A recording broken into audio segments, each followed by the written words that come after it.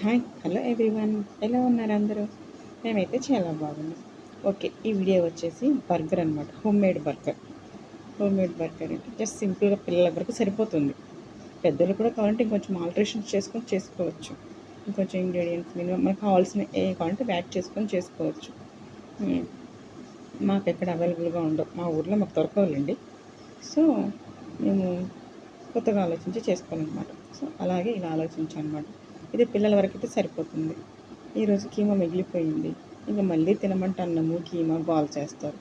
So ఇలా కాదని చెప్పేసి ఇంట్లో బ్రెడ్ ఉంటే బ్రెడ్ని కొంచెం నెయ్యి వేసి ఫ్రై చేశాను అనమాట. లైట్గా ఫ్రై చేసి కొంచెం ఆనియన్స్, క్యారెట్, టమోటా అవి కూడా కొంచెం లైట్గా వేయించేసి కొంచెం టమోటా, క్యారెట్ అవన్నీ మధ్యలో స్ప్రెడ్ చేసేసి దానిపైన కీమా పెడితే ఇంత కూడా మిగలకుండా సేల్ అయిపోయిందండి.